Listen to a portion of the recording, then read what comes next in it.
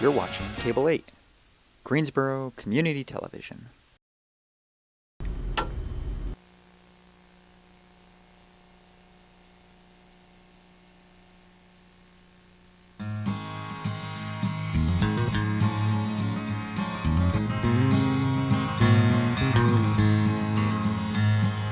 Here comes Slim up the railroad tracks.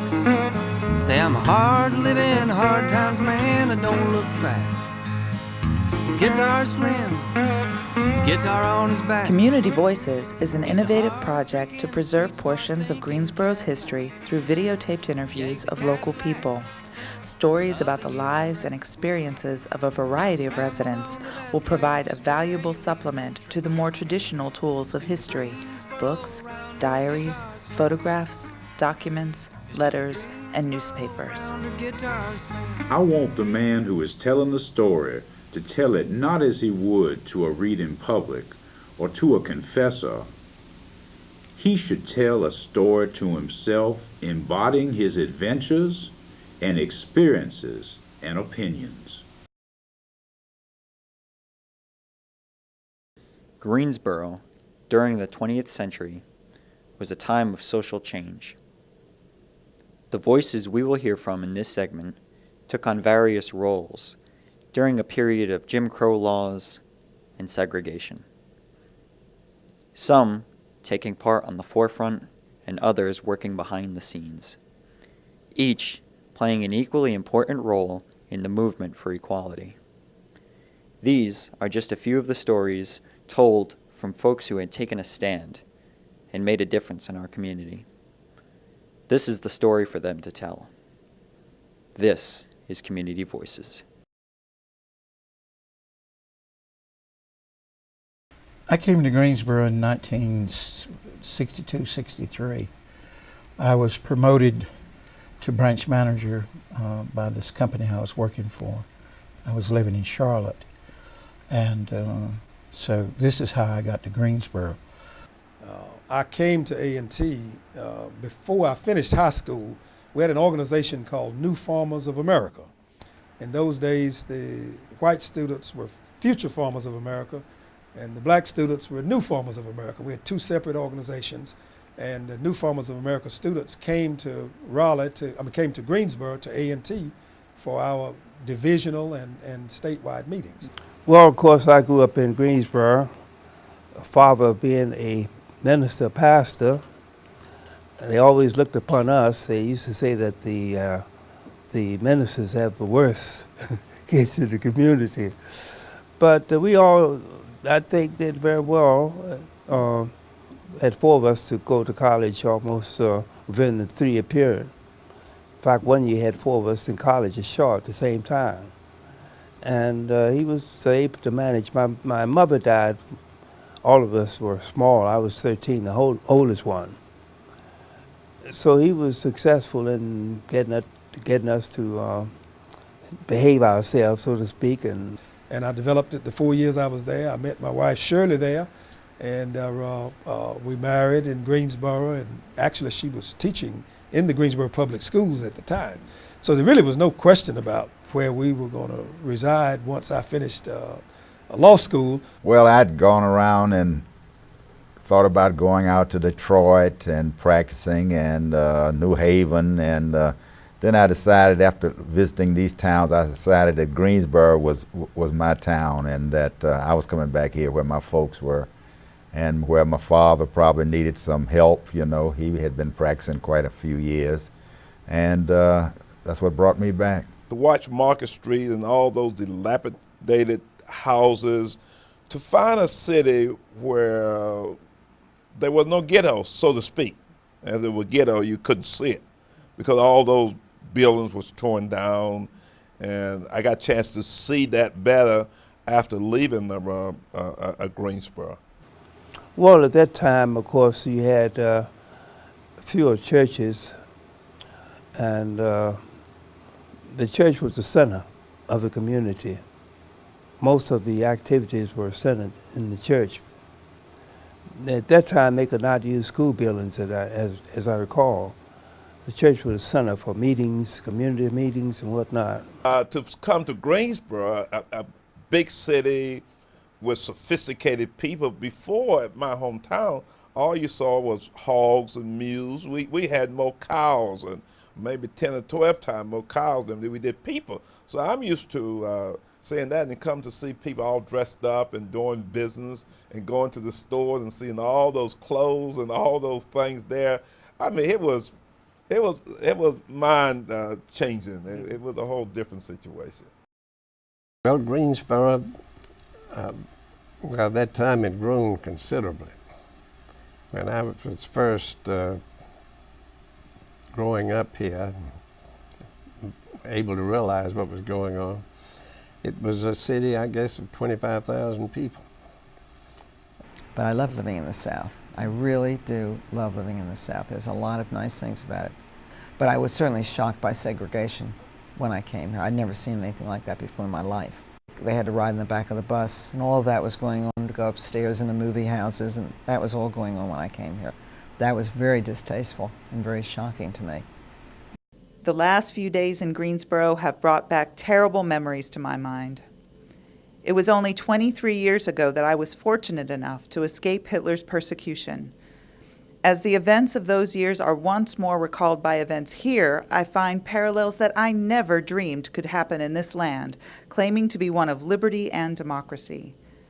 I cannot accept the idea that the decent citizens of Greensboro remain silent, while innocent youngsters are arrested who have done nothing but demand their democratic rights.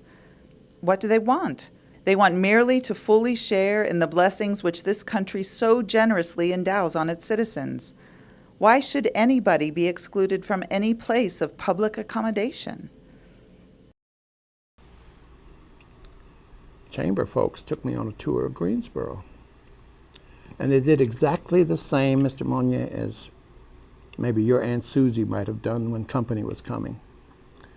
Drove me around the pretty way and took me to Starmount and showed me Sedgefield and told me about the architect who built this building and reminded me of the great people such as Dolly Madison and Edward R. Murrow who had passed through, and told me about the great objectives of the Chamber of Commerce.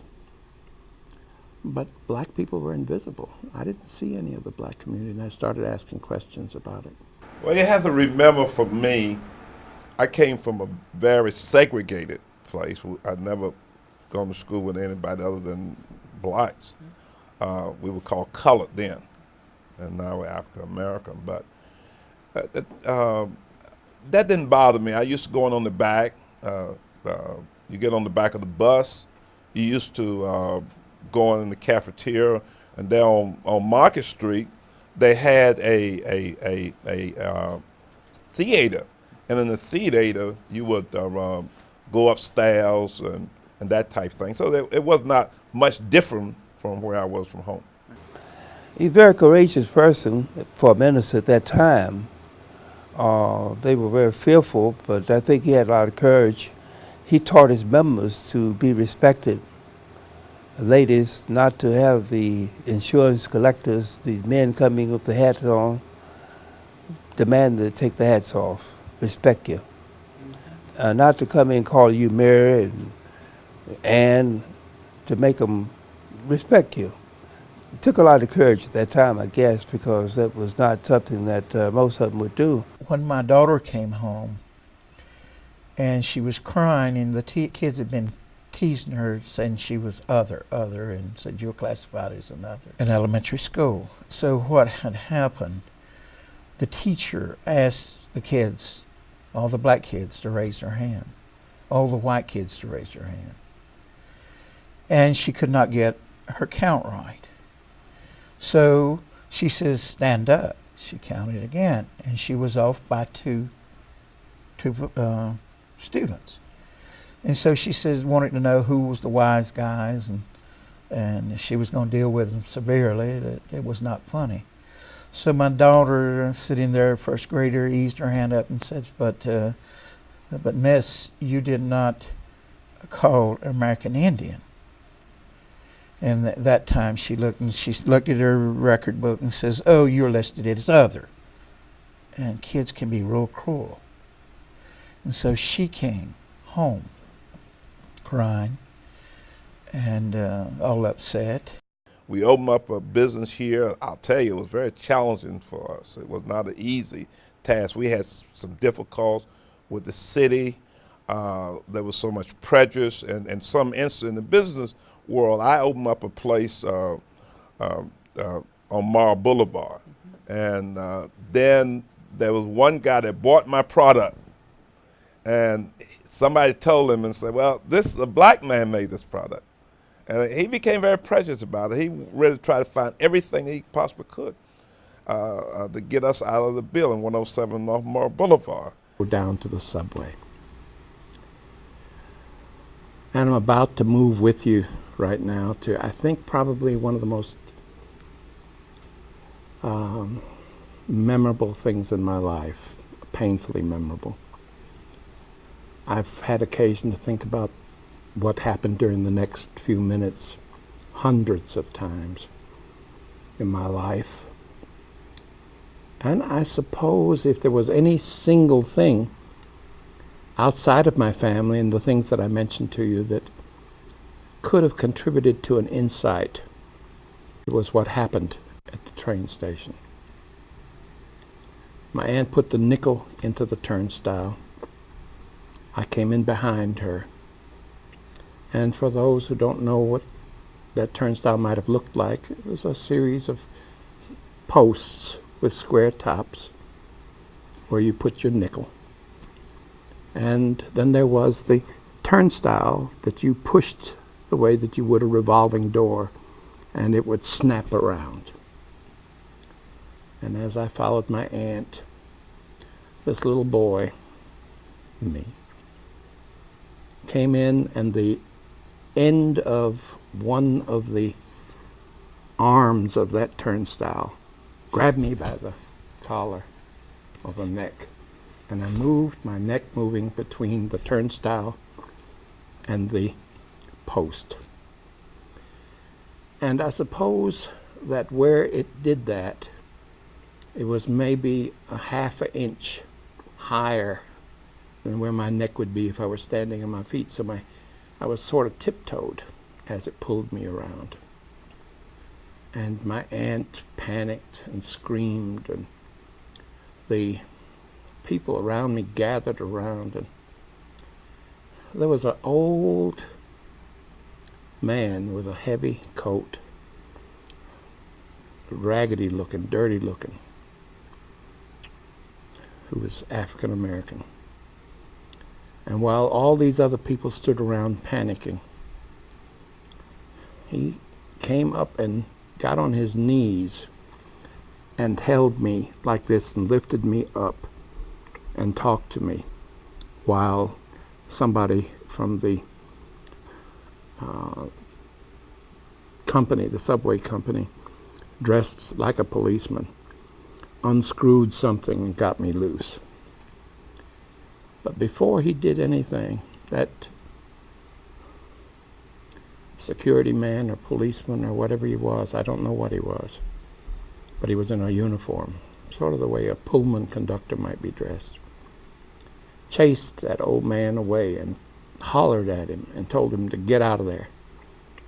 And the way he was brutally treated, I thought, was extremely cruel. And I think I've always had a sense of incompleteness, because my aunt then ushered me away, and she was very much concerned, as she should have been.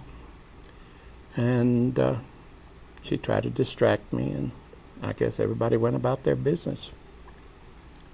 But I never had a chance to thank the man. I never had a chance to say anything to him. I've always had a sense of incompleteness that I never saw that man again. I wanted to meet him. I mean, I guess maybe at age 30 or 40 or 50 or 60, I still wanted to meet that old man. But I think more than anything else, he became a symbol in my very young life. I was 7, maybe 8, but it seems to me I was 7. It just had a tremendous effect on me. Citizens Association. Right, That's the fine, committee right, and that interviewed candidates and endorsed them. Yeah, he's grilling me. He's on the committee.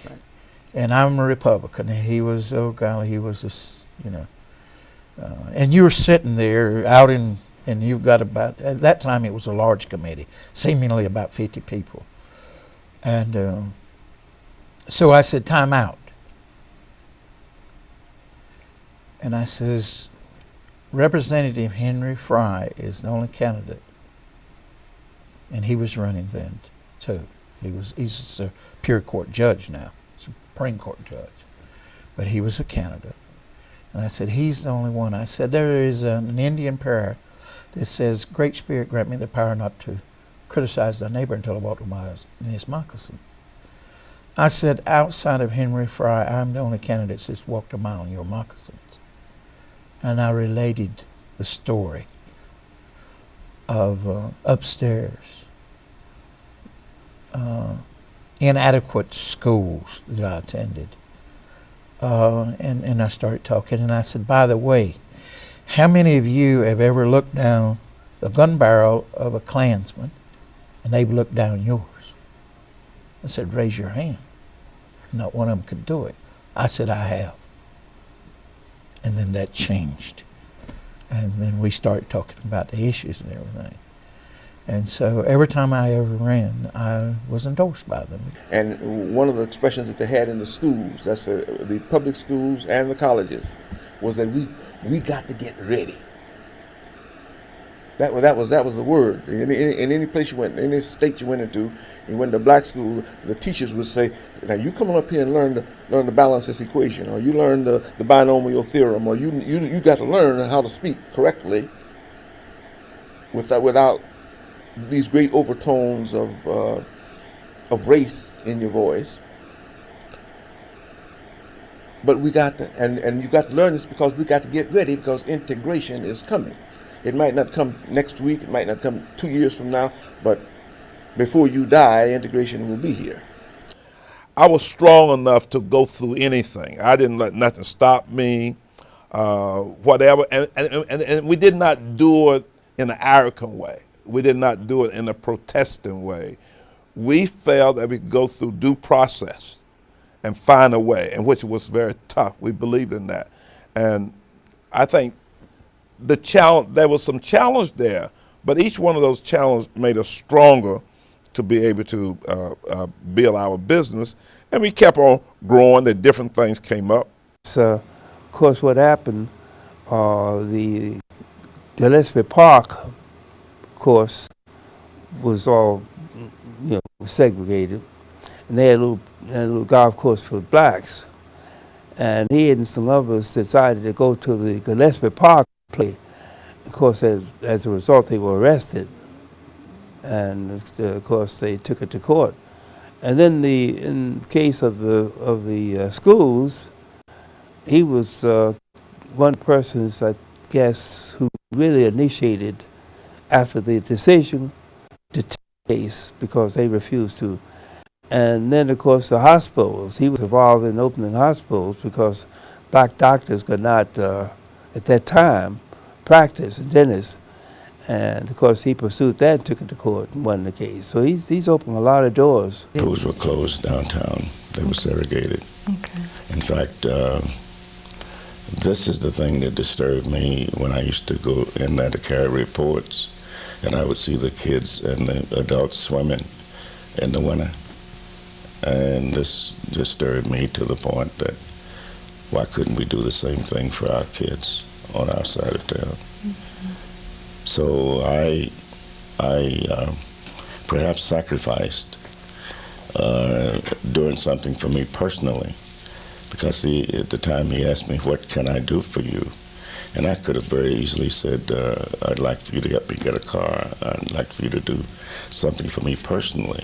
To see that really push forward to make the city a better place to live. Sure. Impatient with our inability to have black representation, say, on the city council. We were unhappy with the county commission. We were unhappy with the school board. We had very little representation there, token representation. Black church played a great role. people like Dr. Times and his congregation, and many of them went out with Dr. King and really worked with it to make a difference. I think the clergymen, without what they was doing and what they did, I don't think that we would see the kind of place to live as we do today. And to me, that was very important. I think they played a great role, and they were sincere about it from the pulpit. They talked about it. They were active involved in making a tremendous difference. I remember once I was working with the dietitian in the dining area, and I was in charge of the storage room. And I remember once a person came to bring meat, and he wanted the dietitian to sign, as she always had to do. And this particular time, he had a hat on, and I was in the area. I told the dietitian, I said, don't sign it until he takes his hat off. You know, he wouldn't go to Meredith College and do this. I said, demand that he respect you. Don't sign it. He took all the meat back rather than take his hat off. But my father, you know, I guess it carried over. But the thing is, Shaw, that my second year, we had teachers in high school at Dudley who said to us that you ought not to students, you ought to go up peanut gallery, to pay to go up in the peanut gallery to see a movie. And my second year, Shaw, I thought about that and organized a group to promote withdrawal from theaters. And it worked pretty well, I think. And the next year went to St. Augustine College across town. But you know, this is a result of something that I guess the attitude of high school teachers, some of them who said students don't go to peanut gallery, don't pay to go up in the balcony to see a movie. Some boys and girls were locked up. They were locked up. And we would march at night up and down South Ellen Street. And then that's when the came along that the black people could go open, the white people opened their cafeterias for the black people to come in. The Mayflower was the one that didn't open their doors. We had a principal at Dudley High School who served for 45 years, longer than any principal in Greensboro. He wouldn't accept secondary books. At that time, they would pass secondary books back to the black schools. He wouldn't accept them. He made all of us feel like that we were first class. Now, there may be another side of town didn't want us to feel that way, but he did. Mm-hmm.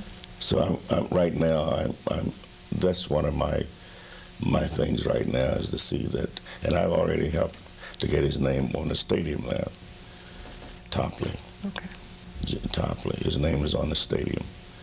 But I feel like that isn't enough. I think it ought to be on a school. He represented us and made Dudley High one of the best high schools in the South. It was definitely separate, but it was not equal, not by any stroke of the imagination. There were just so many things that were unequal, but the facilities, although Dudley High was a little above the grade of a lot of high schools in the state, and I had been around to a number of the high schools in the state because I was president of the Greensboro Teachers Association, which, well, it was really the association which was separate. You see, we didn't even have the same associations then. And I was also chairman of the History and Social Studies section for the state, which meant that I had the opportunity to go around to all of the different schools. It meant then that I knew Dudley was a grade above a number of the high schools in the state. And there was just a lot of difference in the facilities. Well, I think when you look back on it, we handled it pretty well here in North Carolina, thanks to our good newspapers, our universities, who made it unfashionable for the real hardcore people to come out of their holes and stop things. But there was certainly a lot of hard feelings about it. I ruled on one of the early cases about it. I've forgotten exactly what the details were. But for my work there, I had a torch burned in front of my house, which gives you the message that not everybody's happy with your decision. That was a big adjustment for many people. I ran for governor shortly after that came down, and while in the primary, I led by about 30,000 votes or something like that, and things looked pretty good. Then the Civil Rights Act was passed, and I supported the Civil Rights Act, and my opponents did not, and that was about all she wrote as far as getting elected for that. Well, I remember standing in the office, in our office in the old Jefferson building, looking down at the crowd that was gathering, and some people came up behind me and said, "Why aren't you down there with them?" And I said, well, maybe I should be. I had not really thought about it as something that I ought to be engaged in. But there were people, and there was Ed Zane, for example, and others who said, look, this is a situation we need to deal with. And there were women that were standing. Of course, there were black students that were standing, and the sit-ins continued. It was a widely publicized thing, and I think a lot of people got sensitive about Greensboro's reputation. It was sort of like we were being embarrassed by this. I don't know that anybody expressed it that way, but I think others said, well, you know, if we're the gateway, Greensboro is the gate city, we can take the lead. And we've sent people, Betsy Taylor and others went to New York to talk to the management of Woolworth. And the Woolworthers, I remember management said, well, if you get Crest to open up, we'll open up, and they did simultaneously. Well, it cost you a lot of sleepless nights and threats on your life. Monetarily, it cost you, because I never will forget one man who had a big job with the city. He told his maid, she had a toothache, he told his maid she could go anywhere else but not come to me to get that tooth out. Well, the lady came to me anyway and told me what the man said. So, little things like that, but it matters not, because the overall cause is the main thing. It's what you're trying to accomplish. And what it cost me, it cost Martin Luther King his life, and this type of thing. So I think I'm getting out real cheap. And the people of my country in my time. In my time, wars played on TV. Sound bites on Manifest Destiny. But all I saw was cruelty and misery, and confusion in the vision of my time. In my time,